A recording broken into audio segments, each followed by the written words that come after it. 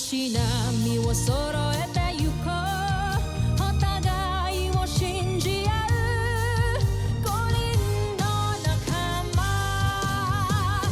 まるでスバイブに預けた命飛ぶぜ宇宙の果てまでもみんなの笑顔も持ち帰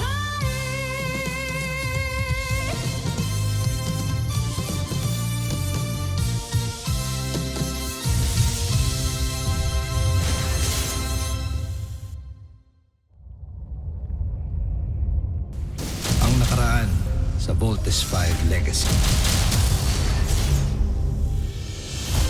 Magiting at buong tapang hinarap ng Voltes 5 ang mga mananakop mula sa Busan. Na ang tanging hangad ay ang mapasailalim sa imperyo ng Bosanya ang buong kalawakan.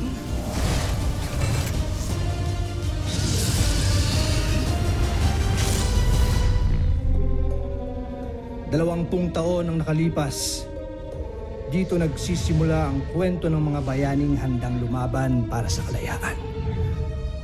Isang kwento ng mga inaapi laban sa mga sakim na mga makapangyarihan.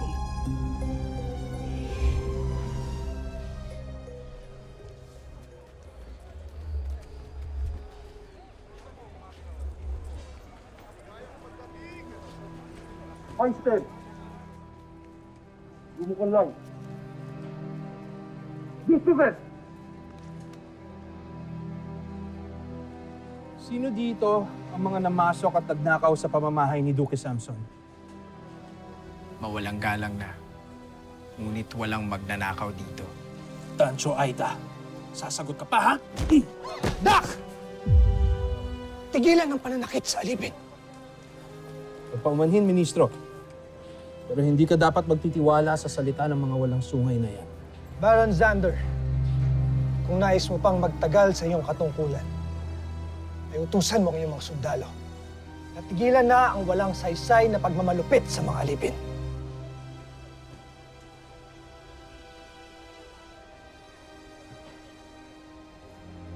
Ministro.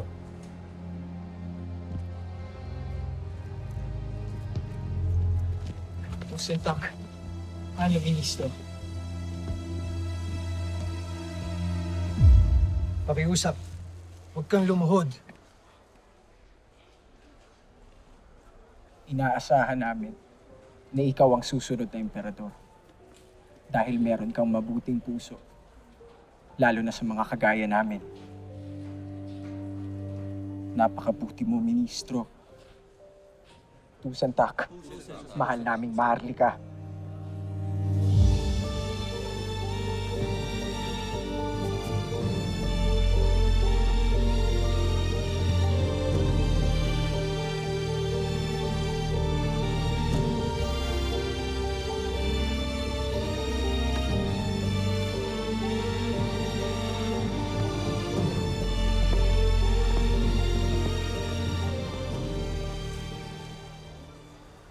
Nakita kong pinahiya ka ni Hrothgar sa harap ng lahat.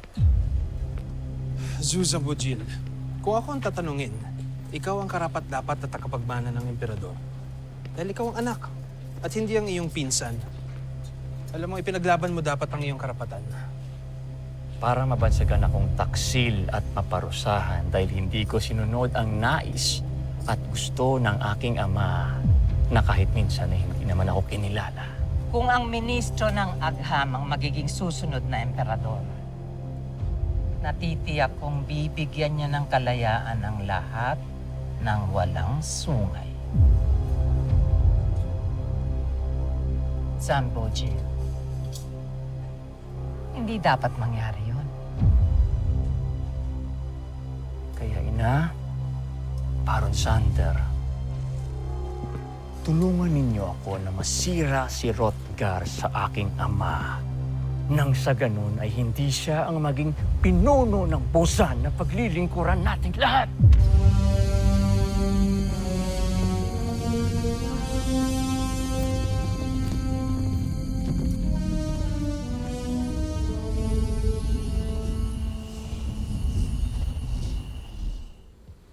Talagang kahanga-hanga. Itong bago mong disenyo para sa mga sasakyang pangkalawakan para sa Imperium, Minister Rothgar. Tusintak, Jomfrey, at pinaunlakan ninyo ako na maipakita ko sa inyo ang aking bagong disenyong makina. Ito ay tinatawag na ultra-electromagnetico. Sa ngayon, ito pa lamang sasakyan na ito may ganitong klaseng teknolohiya.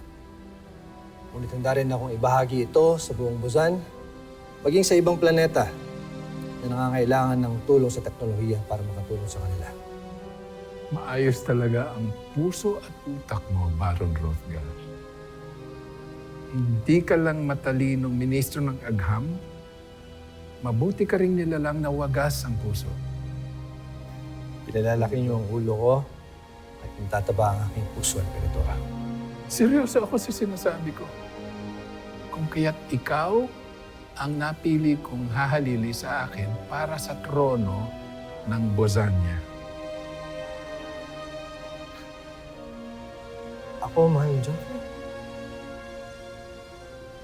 Hindi ko yata matatanggap ang ibinibigay mo sa akin. Nakapagpasya na ako. Ikaw, Baron Rothgar, ang susunod na mamumuno sa Imperium ng Bosanya. Baka nabibigla lang ho kayo. Paano ang anak ninyo? Ang aking pinsan na si Zambujil. Maiintindihan at tatanggapin ni Zambujil ang desisyon ko. Mahalaga na ang trono nitong Bosanya ay mapunta sa kamay ng isang nilalang na may sapat na kaalaman at kakayahan para mapaunlad ang ating planeta at para na rin makatulong sa buong kalawakan.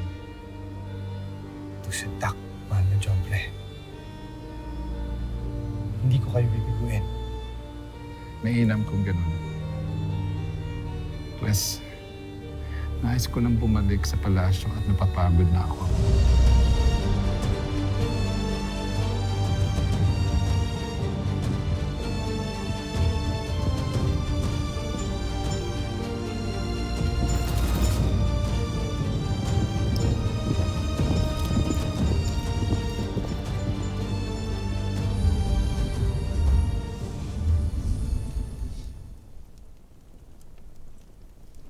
Namatay ang iyong ama na hindi man lang tayo binigyan ng karapatan. Namatay siyang anak ka pa rin sa labas. At ako, hindi niya pinakasalan.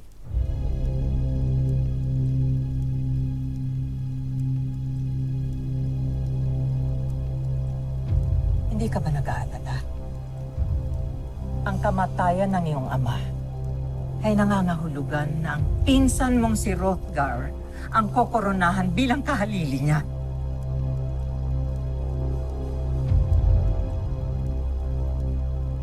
Hindi mangyayari yan, mahal kong ina. Tinitiyak ko, bago mabasbasan si Rothgar, ako at hindi siya ang itatakdang bagong emperador.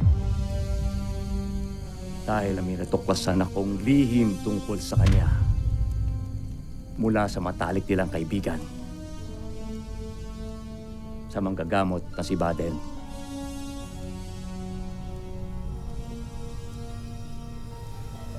Bakit? Anong alam ng manggagamot na yun?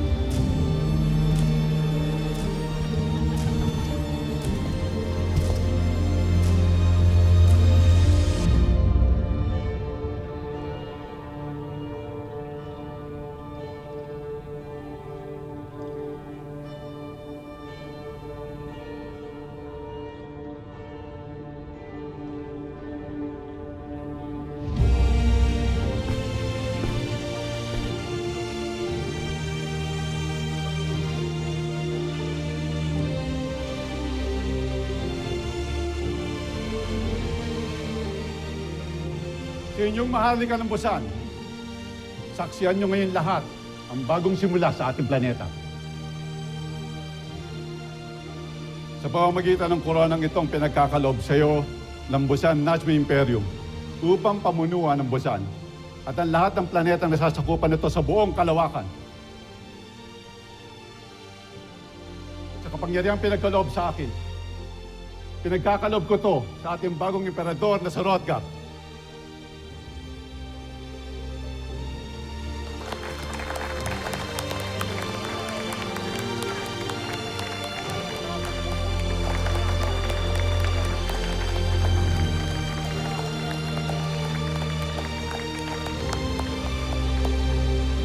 Itigil ang koronasyon!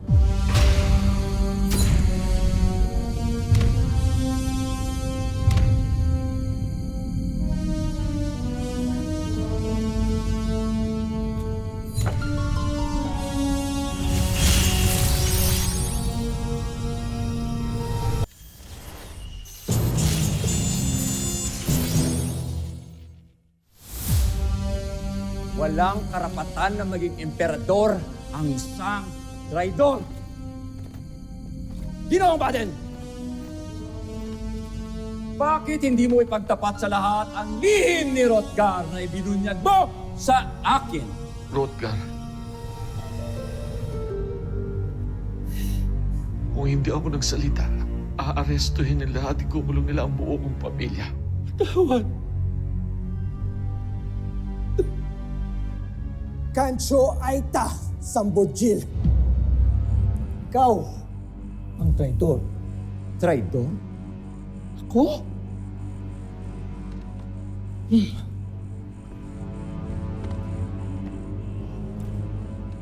Tignan natin yung traidor. Tignan.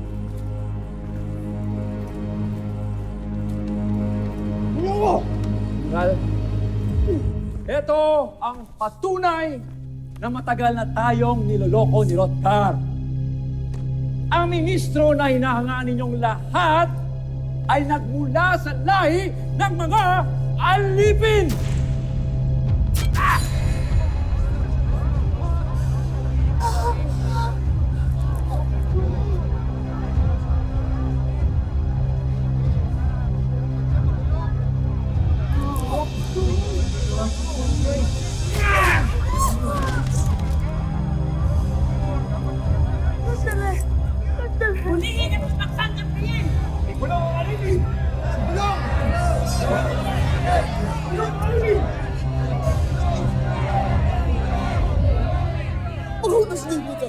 Pabayaan niyo kami magpaliwanag! Manloloko ang inyong anak. Lahat kayo. Ang buong angkan ninyo, puro manloloko. Hindi. Ang dapat sa kanya,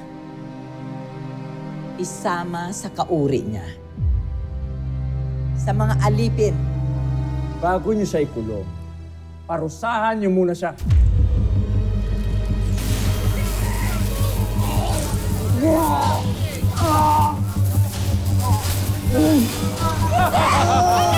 Ikaw ang traidor ng Busan!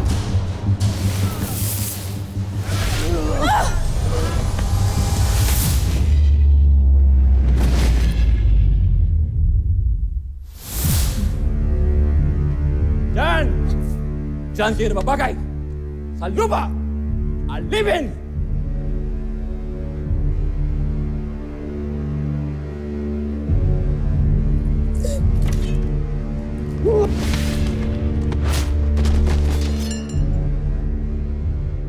Huliin niyo! Ikulong niyo! Alipin!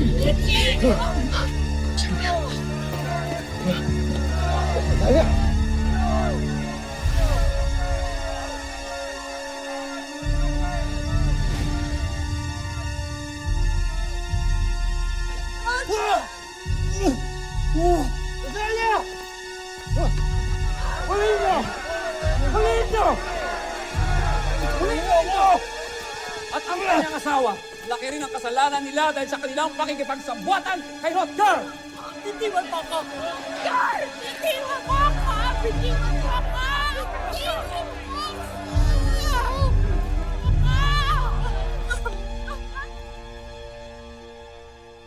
Mabuhay ka, Zambujil. Ang tunay na karapat-dapat na emperador ng Busan. Lieva, Emperador Zambujil. Diba? Yeba! Yeba!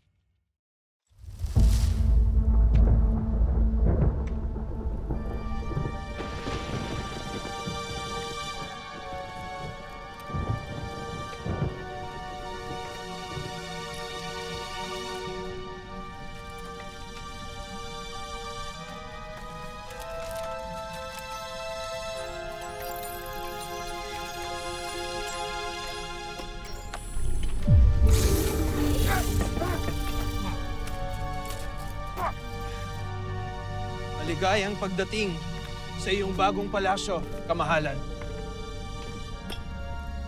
Saan niyo dinala ang aking ina at asawa? Huwag mo na silang hanapin. Hindi mo na sila makikita pa pagkat habang buhay ka ng mapipiit sa isinumpang lugar na ito.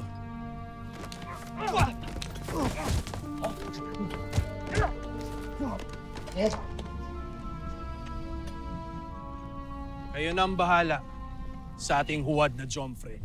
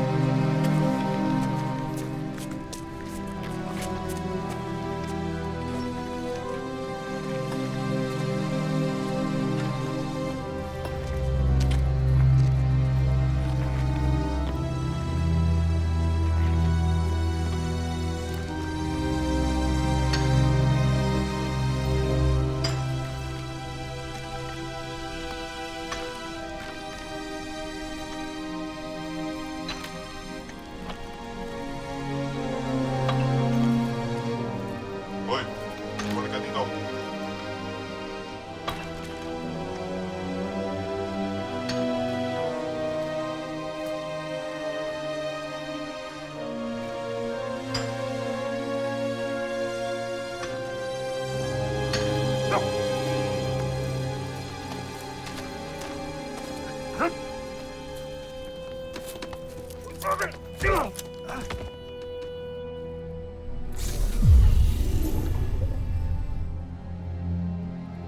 Magbigay pugay!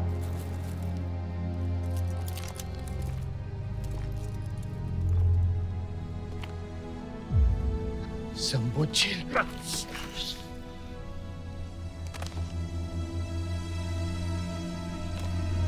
Hrothgar, simula ngayon, kamahalan ang itatawag mo sa akin. Alipin.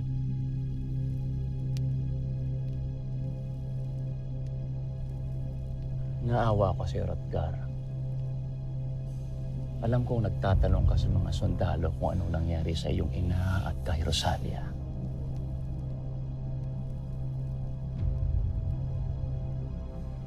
Kung talagang pinahahalagahan mo ang pagiging magkatugo natin, hindi mo ipagkakait kung nasaan sila. Dinala sila sa hardin ng palasyo kaninang umaga. Kung saan sila pupugutan ng ulo dahil sa kanilang pakikipagsabwatan sa iyo. Wala na sila, Hrothgar. Wala ka ng pamilya. Patay na sila. pati na rin ang sanggol sa sinapupunan ng iyong asawa.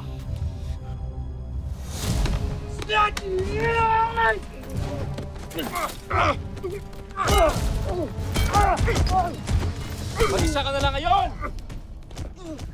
Mukhang talagang naniwala siya nang sabihin mong patay na ang kanyang asawa tayo.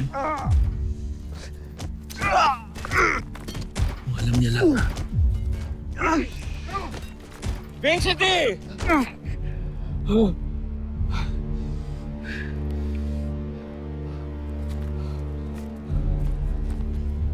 Ba't niyo sila pinatigil?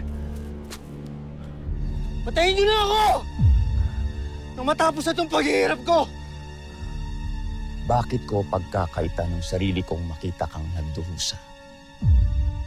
Matagal akong nagtiis. Pinanood na itinangi ka at pinili ng aking ama. Kulang pa ang lahat ng ito sa sama ng loob na naramdaman ko. Kaya habang buhay kang makukulong rito para maramdaman mo na busabos ka ikumpara sa akin. Mga alipin,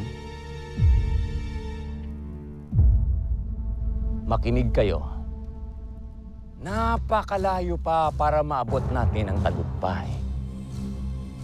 Lalo na't napagtanto ko na kulang pa ang ginagawa ko para sa Bosenia.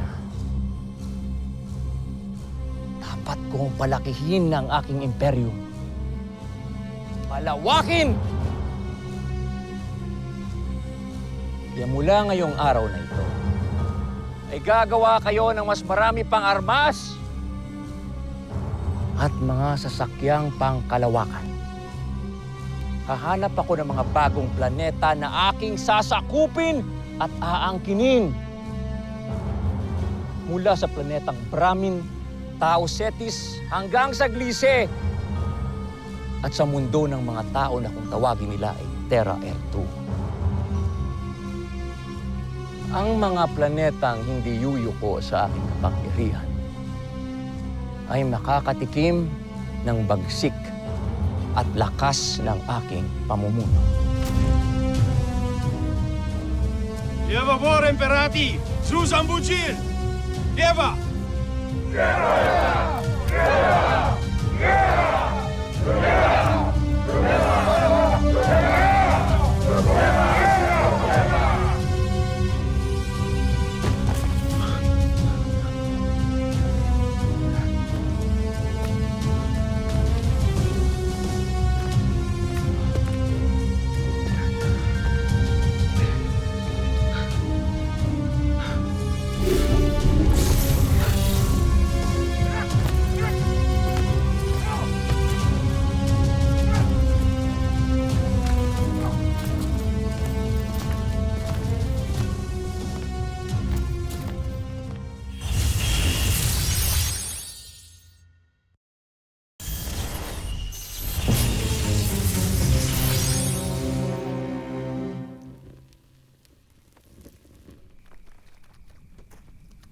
Ministro. Tusentak. Hindi mo na siguro naaalala pero isa ako sa mga tinulungan at iniligtas mo noon. At kaya mo ay tinipon, hinuli rin kami at ipinadala rito. Sama-sama na tayong tatanda at mamamatay dito. Nakita namin ang tapang mo na tapatan si Emperador Zambojil. Nabuhayan kami. Nagpaplano kaming tumakas para labanan ng bagong emperador.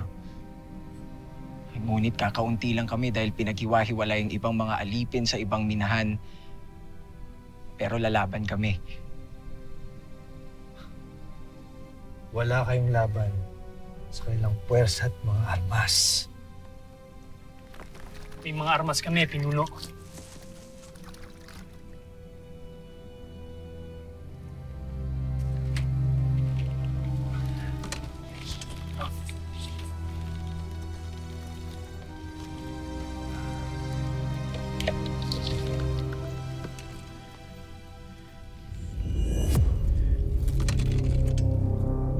Pinuslit ito mula sa grupo ng mga rebelde ni Opgen at pinunong Garth.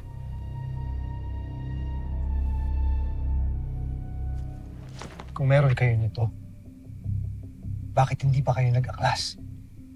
Kahit mag-aklas kami, saan kami pupunta? Hindi namin alam kung paano gamitin ang portalis. Tumaasa kami, punong ministro, na alam niyo kung paano ito gamitin.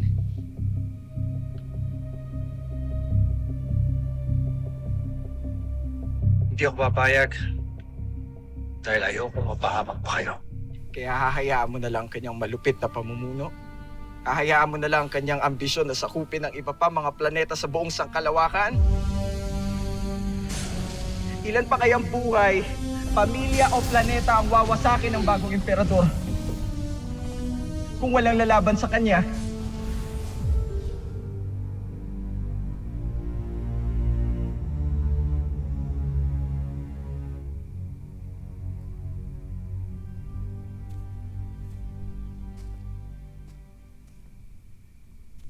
Kung sa ganon, kailangan nating makaalis gamit ang portalis para makabalik tayo sa kapital ng Busan. Nandun din ang mga sasakyang pangkalawakan na gagamitin natin para lisanin ang Bosenya. Nasa ganon ay makatulong tayo at makahanap ng kakapi sa ibang planeta.